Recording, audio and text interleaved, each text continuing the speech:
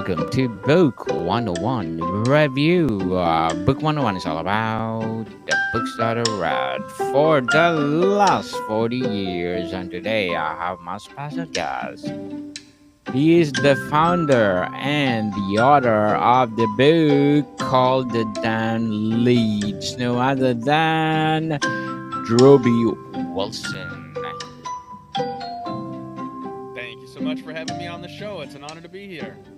Welcome to Book 101, Mr. Drewbie, and can you please introduce more about yourself? Yeah, again, my name is Drewbie, lovely the meme lord Wilson, and long story short, grew up in the streets selling anything and everything I could get my hands on. As I got older, met a pretty lady, got married, had a son of my own, realized I didn't want to end up dead or in prison. So I got into the more legitimate side of sales between retail, furniture, tobacco, a number of different things, leaning all the way into insurance. And by golly, I have sold a lot of stuff over the years. And ultimately, what I've learned is that there's one tried and true method of success, and that's to pick up the phone and call the damn leads. Call the Dan Leeds. Mr. Drewbie Wilson, thank you for sharing your knowledge to the world. The title is pretty direct. What's the story behind it? The story behind it. So as I was progressing in my own sales career, I reached a point where I had plateaued, and I wasn't making the money that I wanted to be making. So I had to ask myself, hey, what's missing from this formula? And as a sales guy, what I realized is if I had more leads, I could sell more of my products and services. So I went online and I learned how to do marketing and getting my own leads and self generation. And it led me to an opportunity to start a marketing company because other people wanted more leads as well, but they didn't want to do the work to learn how to do it. And so I started this marketing company, signed a handful of clients, and Daniel, I can be really great at my job and I can generate a bunch of leads, but if you're not willing to pick up the phone and call them, it's probably not going to create a return on your investment. And so what I found was there were a handful of those clients that we got leads for, and then they said that they sucked or they wanted a refund because the leads were no good. And what I found was they weren't calling them. And so my buddies and I and the others in the company would joke and say, hey, if they just call the damn leads, this wouldn't be a problem. And I thought to Yes. myself, man, that's a funny statement. Someday I'd love to put it on a t-shirt or a hat and sell it to all of my other marketing buddies because they'll understand.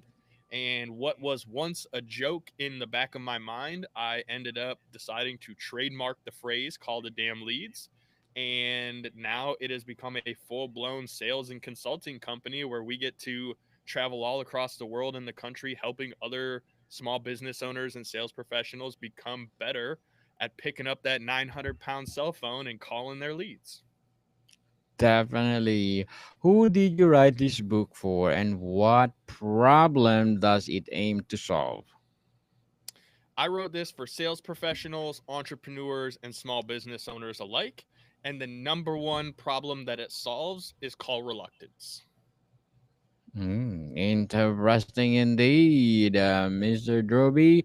Was there a moment in your own career that drove home the importance of just picking up the phone?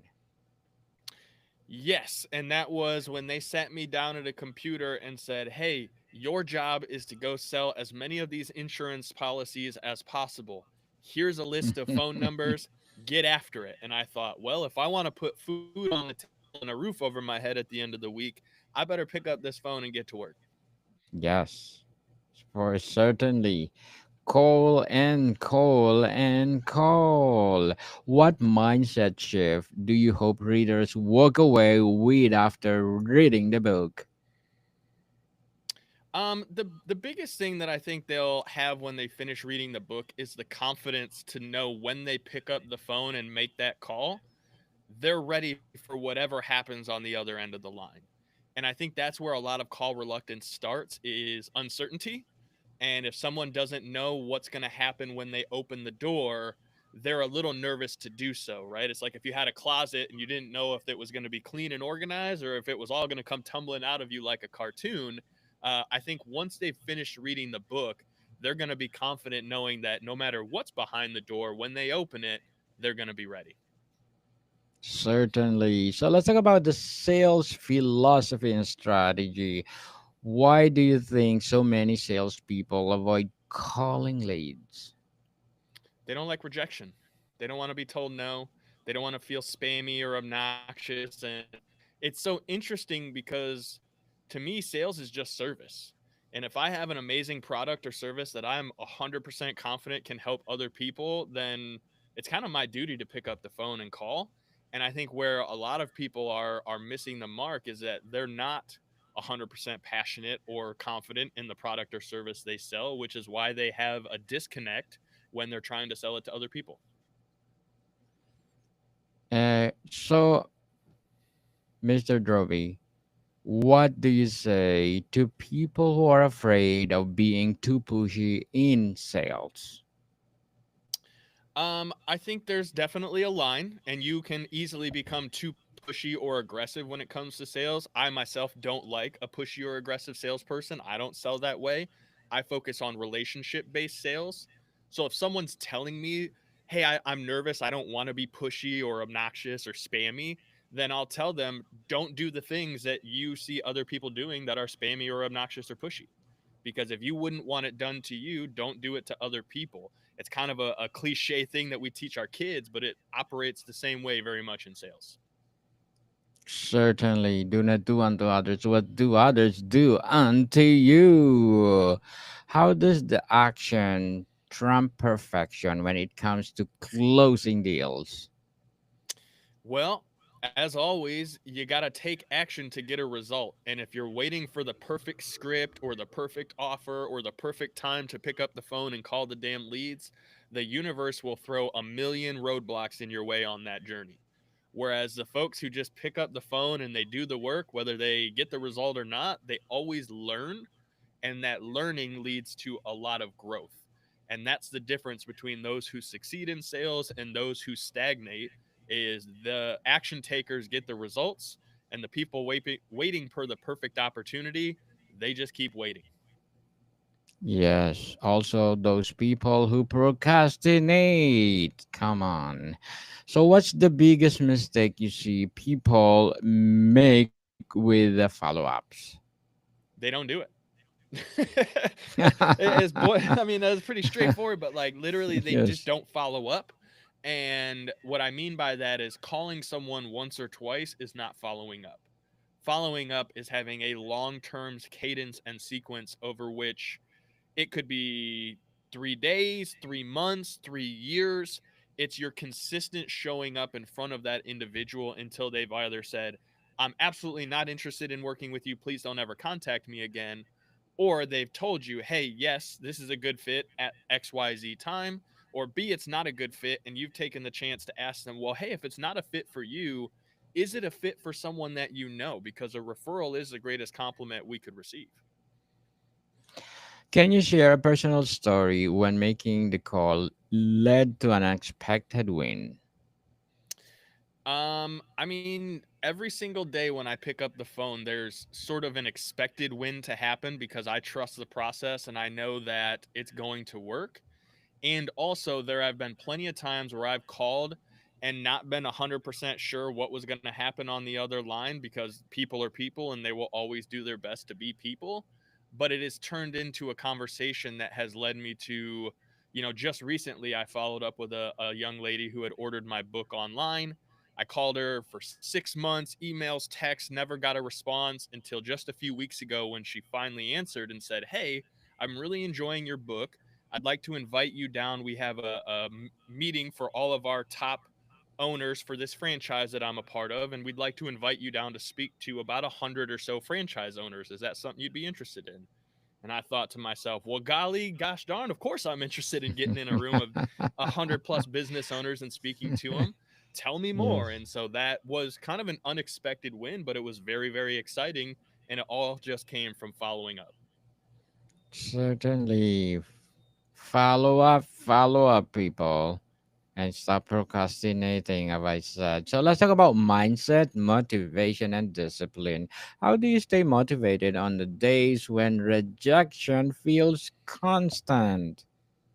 Mostly I just look up a picture of my wife and my son and I think about how grateful I am that they're still in my life and knowing that if I want to continue to be the leader, husband, dad, example that I need to be, I'm just going to have to pick up the phone and do that work. Yes, interesting indeed. Uh, count your blessing before you could complain. What daily Amen. habits or rituals do you recommend for consistent sales success? Number one thing you have to do to be successful in sales consistently is understand what your time is worth, where you're spending your time, and being intentional about spending it in the places that's going to get you a return on that investment. Yes, totally agree with you. Beautifully articulated, Mr. Drewbie. Very well said. In your opinion, what separates top performers from average salespeople? Top performers trust the process. Average salespeople give up when things aren't going the way that they want them to. And top performers will keep pushing and go through and do the work because they know the process works. Definitely. How do you refrain failure or loss lead to keep moving forward? School is expensive and hindsight is 2020. So if you look at every loss as an opportunity to learn, you're getting a return on that investment of your time, energy, and effort. And so it's just reframing that every situation that doesn't go the way you wanted it to is an opportunity to learn what went wrong so that you can try it a different way later. Yes, indeed. So, what role does confidence play in successful sales conversations? I'd say it's almost everything. If you're going to influence someone to make a decision, which is one of the hardest things in the world to do, is get someone to make a decision. And if you don't believe me, go ask your wife what she wants for dinner tonight. Um, but if you're going to influence someone to make a decision, you have to be so confident in yourself that that confidence bleeds over and makes the individual you're working with feel confident as well. Definitely. What daily habits or ritual do you recommend for consistent sales success? Time management. Literally, that to me was like one of the biggest shifts and changes in my life is when I started looking at my calendar as the boss and knowing, hey, if it's on the calendar, it's important. So I'm going to focus on doing that first. And then everything else just kind of falls by the wayside because if it's on the calendar, that means it's important. If it's important, that means it's got to get done. Mr. Derby, what will be your short term and long term goals as the founder and the author of Call the Dan Leads? Well, short term is that by the year 2030, our logo, our phrase, our hats, keychains, wristbands, they're in every airport across the United States by the year 2030. And I believe that's 100% possible because there are millions of sales professionals out there. And we all know that if they're calling the damn leads, they're going to be successful. So I'd love for them to be a part of our movement. Long term, the goal is that a big company like a Salesforce or one of the bigger, sales brands out there sees our movement, loves what we have going on, and they want to partner with us to help share the call the damn leads reminder. And we have an opportunity to get in front of more people and help them change their lives. Good luck to your goals, Mr. Thank you. Derby, and looking for more success. And what would be your advice for those people out there who want to create something like you and to write their own book? Do it. There's no reason not to write a book at this point. If you feel called to share your story and to tell others what you've been through in order to help them avoid those same pitfalls or struggles, I think you should. And I think it's one of the greatest feelings in the world when you can put your story out there and another individual will read through it and message you and say, hey, your story made a big impact on my life. And now I'm choosing to take new actions and make different decisions. It's incredible the kind of things that you see people go and do after they read your story. Certainly. Thank you for your advice, Mr. Drewbie. And let's talk about the practical tools and takeaways. Are there specific scripts or frameworks in the book that readers can use right away? There are several, and if you don't mind, I'll give you guys a quick one. I use the calls framework. So every conversation that I have is very intentional. C, confirm the reason we're having the conversation to begin with. A, asking specific and relevant questions to the situation. L, listening to what the individual is saying when you're asking those questions, because you have two ears and one mouth for a reason. So you should listen twice as much as you're asking. Once you know all of the information you need to say whether or not you can help that individual, you got to move to the next L, which is laying out the plan for success.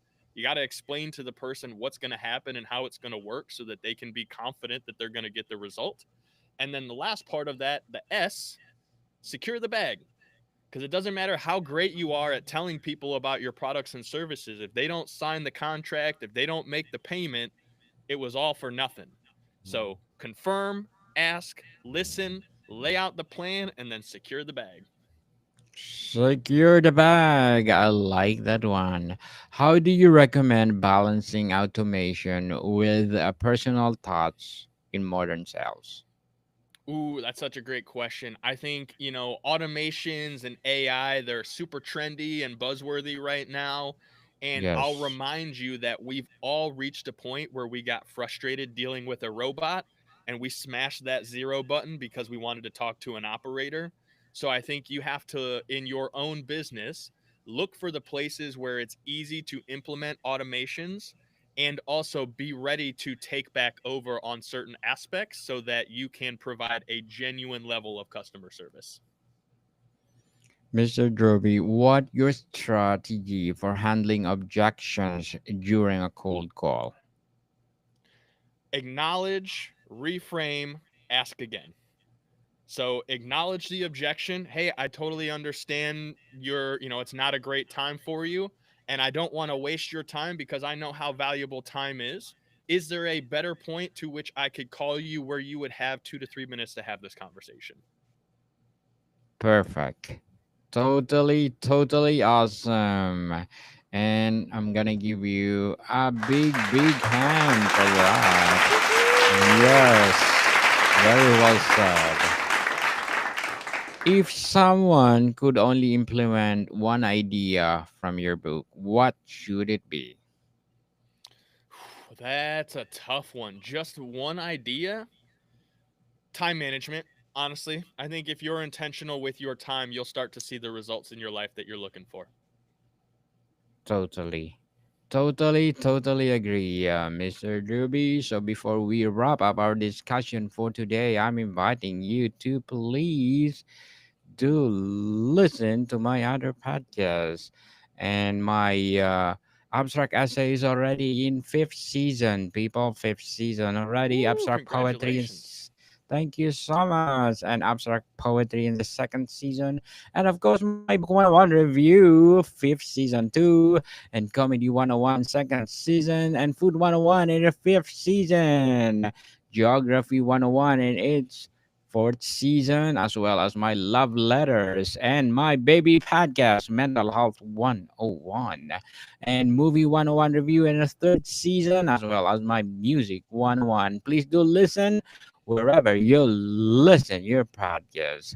So, Mr. Daniel, can we Droby, give you a round of applause for putting out so much great content? Like, is that possible? Because yes, that is give up. incredible, my friend. Thank you so much. I give a big, big hand to myself. Thank you so much for Woohoo! all people out there listening to all my podcasts. Thank you so much. So, Mr. Droby, what's next for you? Any plans or follow up or book or training program?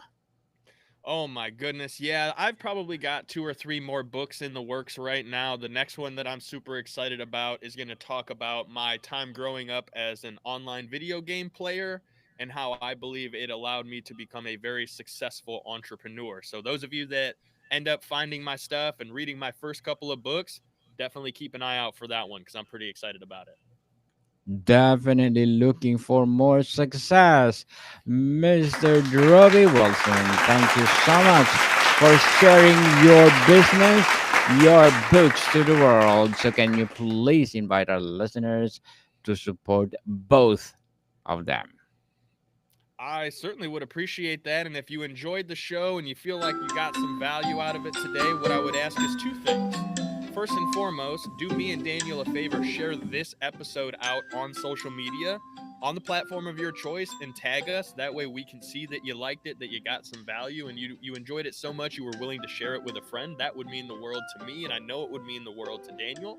After that, head over to callthedamnleads.com. Check out our store. We've got hats, keychains, wristbands, swag, all kinds of fun stuff, as well as several different books that you can read on mindset, marketing, sales, and all of the above. So, Daniel, I just can't thank you enough for the opportunity. What a fun show it's been. No worries. This podcast is created for you. So, Mr. Drewbie Wilson, thank you so much for your time. Thank you. Modicon people, see you soon.